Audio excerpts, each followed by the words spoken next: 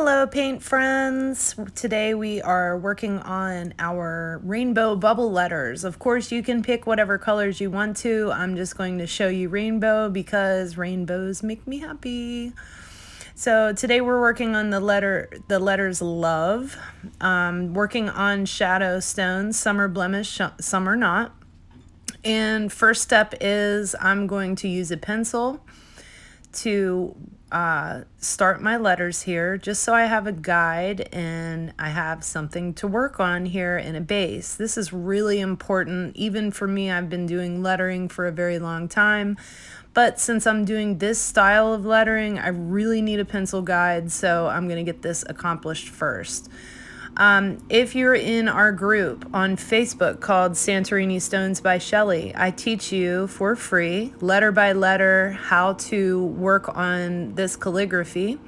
And if you take some time and practice in a notebook, just like me, this will become second nature and it'll be super easy for you. And then you can write whatever word you want to. But if you're not comfortable with calligraphy, you can just work on the letters love.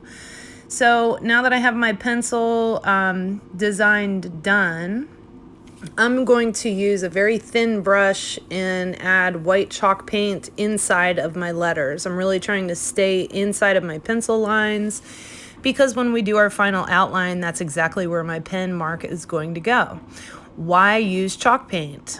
Chalk paint is thicker than white acrylic and it takes less coats. Of course, I'm going to use 2 coats on here because I want bold and bright color, but if you're in a rush, you can skip this and just use 1 if you plan on doing more than 1 coat of your paint. So let's get our colors started. So I like to do Roy G. Biv, so we're gonna start red on the side. The paintbrush that I'm using is from a nail art set by Beetles, Beetles, and that's available on Amazon in a multi-pack. It's a pretty good little brush. Allows me to get in little small spaces and keep in the lines. So you can see that I have my eyeliner brush here, and that is solely to mix the colors here, just to blend them together as we go on. So I'm going to rinse my brush off every time I switch colors, the brush that I'm using right now, and then the other one I'm just going to swipe on my paper towel here. So I'm going to load up the end right there where I've stopped, and then I'm going to get a considerable amount of paint of the yellow just so I can kind of move those into each other and blend them as best as I can. And of course, this doesn't have to be perfect, and you could do something really cool like purple into pink with different shades or anything like that. I've just been working on this rainbow because it's just happy and bright. So now let's move on to green. You can see I do a start and stop, and then I take this little brush and just blend these 2 together. That's the only reason that I'm using this small brush. And you can kind of move the paint around and make it the way that you want to and blend the colors into each other. It's super, super, super easy. I know it seems overwhelming. I think the biggest challenge is to get your pencil marks down correctly. But of course, if you're using a pencil, you have an opportunity to fix it first.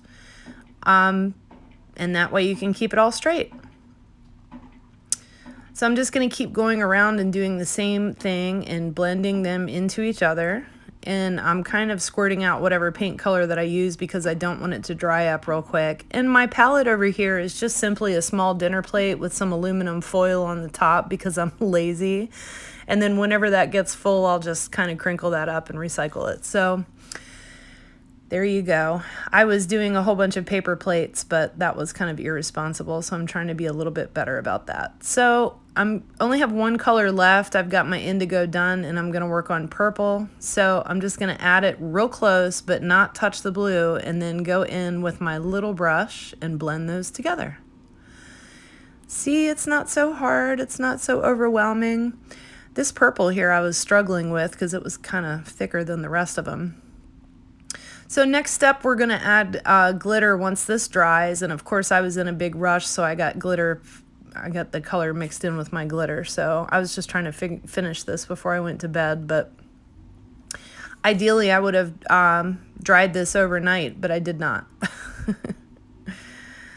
So once I'm done here, I'm going to get my my glitter. And of course you can use whatever glitter you want to, but I'm going to show you what I'm using. Folk Art Extreme Glitter. This stuff is super cool, but I will say it is super gritty when it's dried. It's kind of like a sandpaper type of surface. I didn't want to get red paint into my glitter, so I just poured some on my palette.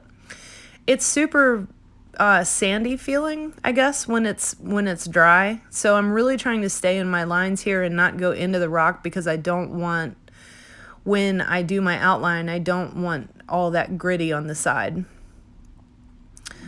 And that's it. I'm just going to do the whole thing with the same glitter, and it's going to pick up the different tones of color underneath of it, and it's going to come out awesome. You can pick any word that you want. You can use any colors you want. It's up to you. The choice is always yours. I always show you my way, but my way is not always the best way for everybody. So if this gives you a hint on something that might be easier to you and you find your own way of doing it, that's awesome. There's no right or wrong way to art, and whatever works best for you and whatever you're most comfortable with is the correct way for you.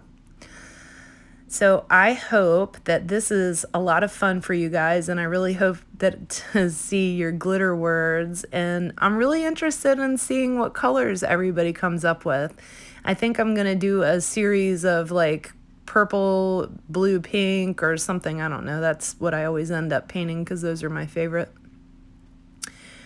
But you never know, and I really like the rainbow because it's just happy. So now I've got my glitter done here, and it's time for, see how it sparkles.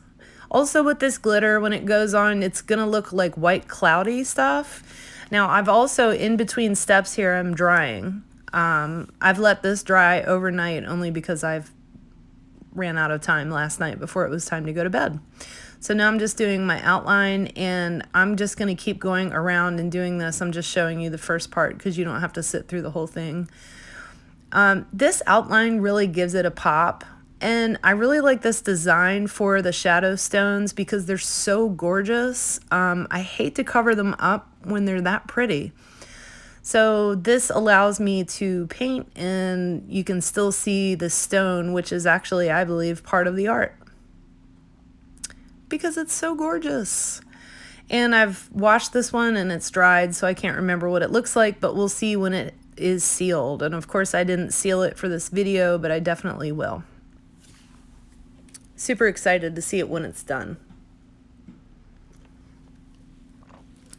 Because this glitter is super sandy and gritty, I'm trying to stay like right on the outside where my pencil line is, on the outermost edge, so I don't pick up that little gritty stuff, because sometimes it'll clog up my pen.